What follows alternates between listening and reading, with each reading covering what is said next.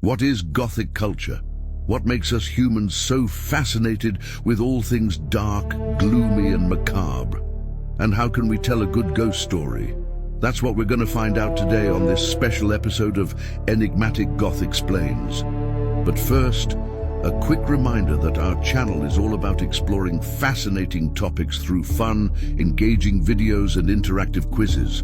So if you like what you see, be sure to subscribe and get notified when we release our next awesome episode.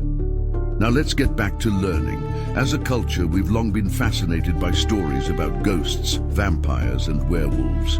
But these spooky tales don't just tickle our fancies because they're fun or help us blow off some steam. At their core, they tap into something much more primal, tapping into our deepest fears while also helping us come to terms with the harsh realities of life and even death itself.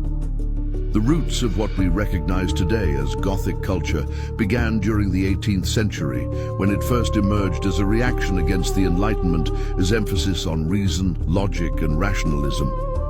Instead, Gothic culture celebrates emotion, the supernatural and irrationality, which means it also often invokes feelings of awe, fear, and terror. In fact, terror is one of the defining features of the genre. While neoclassical writers usually ended their stories with happy weddings and celebrations, Gothic writers delighted in throwing corpses into their protagonists' feasts. Gothic literature is infused with a dark romanticism, reflecting the complexity of human nature. While many of the genre's early novels are set in the Middle Ages, they were written at a time when Romanticism was fueling the broader European imagination. This movement celebrated individualism, emotion, and the power of nature, and it heavily influenced the development of Gothic culture, which focuses on the darker aspects of human experience. Gothic architecture is also an important influence on the genre's overall aesthetic and feel. Pointed arches, ribbed vaults, and flying buttresses enabled architects to create buildings that reached new heights, both literally and metaphorically. These structures were designed to inspire awe and wonder, but they also created an intimate, emotionally charged atmosphere that continues to captivate visitors today. Of course, the main thing most people think of when they hear the word Goth is the subculture, which is a counterculture known for its fascination with death, darkness, and all things macabre. But Goth isn't just about dressing in black or listening to sad music. It's a way of life that emphasizes individuality, self-expression, and challenging societal norms. When people think of the iconic images of Goth, they might conjure up pictures of pale skin, dark clothing, and dark eye makeup, as well as scenes of headbanging mosh pits and ghoulish graveyard parties. But beyond these outward manifestations, Goth is a mindset. It's a subculture that rejects mainstream values and aesthetics in favor of the dark, the strange, and the unusual. Goth culture has its roots in the post-punk music scene of the late 1970s and early 1980s. Bands like Susie and the Banshees and The Cure rejected the prevailing trends of the era in favor of darker, moodier sounds and more macabre lyrics. This musical shift coincided with a growing interest in horror and the occult among young people. And soon Goth had evolved into a full-fledged subculture, complete with its own fashion, music, and literary traditions. Goth fashion is instantly recognizable with its all-black ensembles, pale skin, and dark eye makeup. But it's more than just a way of looking stylish. It's a form of self-expression and a way of separating oneself from the mainstream. For Goths, clothing is a form of identity and a way of making a statement about their values and beliefs. One of the central tenets of Goth culture is a fascination with death and the macabre. This isn't morbid curiosity, but rather a desire to confront one of life's most universal experiences in an honest and open way. Goths don't shy away from death. They embrace it as a natural and inevitable part of the human condition. This perspective allows them to engage with life more fully and appreciate its preciousness. The music of Goth is a key element of the subculture, and bands like the Sisters of Mercy, Christian Death and Bauhaus helped define the genre's sound in its early days. Today, Goth music continues to evolve and incorporate new influences such as industrial and electronic music. But its core elements remain the same: dark, atmospheric, and often introspective lyrics, with a heavy emphasis on mood and atmosphere. Literature is another important aspect of Goth culture, and it draws heavily from the Gothic literary tradition of the 18th and 19th centuries. Works by authors such as Edgar Allan Poe, Mary Shelley, and Bram Stoker are staples of Goth culture, and their tales of horror, suspense, and the supernatural continue to influence Goth writers today. Contemporary Goth authors, such as Anne Rice and Neil Gaiman, have expanded the boundaries of the genre and brought it to new audiences. For Goths, literature is more than just a form of entertainment.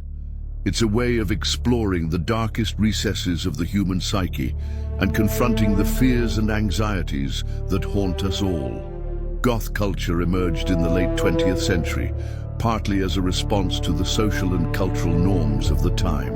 It provided an outlet for those who felt alienated or marginalized by mainstream society, and offered a sense of community to those who felt different or misunderstood. In a world that often values conformity and conventional beauty standards, Goth culture celebrates individuality and non-conformity. It encourages people to embrace what makes them unique and to reject the pressure to conform to societal norms. Goth culture also challenges traditional notions of morality and ethics. By exploring themes of death, darkness, and the supernatural, Goths are able to confront the ambiguity of life and the complexities of human nature. They reject easy answers and simplistic solutions and instead embrace the messiness and moral ambiguity of the real world. Another important aspect of Goth culture is its emphasis on personal growth and self-discovery. By confronting their deepest fears and exploring the darkest aspects of the human psyche, Goths are able to gain a deeper understanding of themselves and the world around them. They embrace challenges and use them as opportunities for growth and self-improvement. But not everyone gets Goth culture, which leads to frequent misunderstandings and misrepresentations.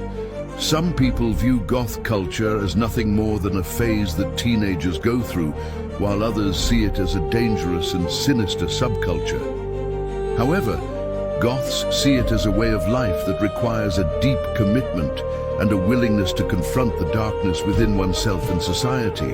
So if you want to understand Goth culture, it's important to look beyond its superficial aspects and explore its deeper meaning and significance. Don't let the darkness scare you away.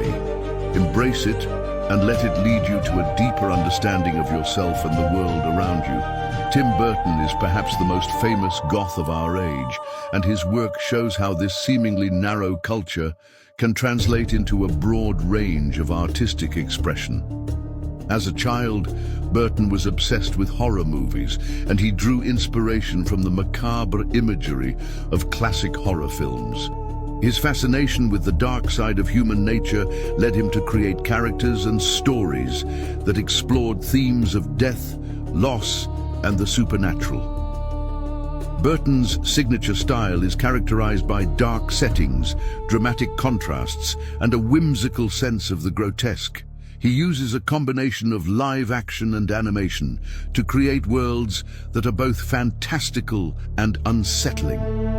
In films like Beetlejuice, Edward Scissorhands, and Corpse Bride, Burton creates memorable characters that grapple with their inner demons and the anxieties of modern life. One of the defining features of Burton's work is his use of darkness and gloom as a source of beauty and wonder. Rather than shy away from the macabre, he embraces it, creating images that are both haunting and unforgettable.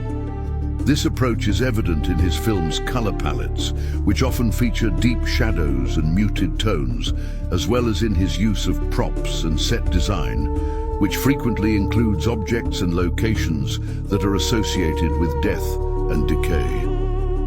Despite the dark subject matter of many of his works, Burton's films are not without hope. Even in the darkest of situations, there is always a glimmer of light, a moment of beauty, or a spark of humanity.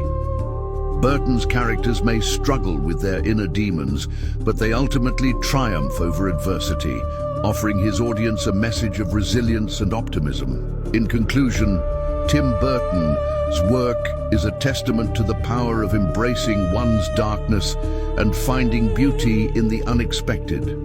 By confronting the shadows within ourselves and celebrating our unique quirks and imperfections, we can create art that is truly transformative. If you want to learn more about the darker side of history, check out our spin-off channel. There you can watch all kinds of spooky historical tales and creepypastas. Thanks for watching this episode of Enigmatic Goth Explains, which was filmed at a studio and made with the help of all these nice people. Subscribe, like and comment this experience.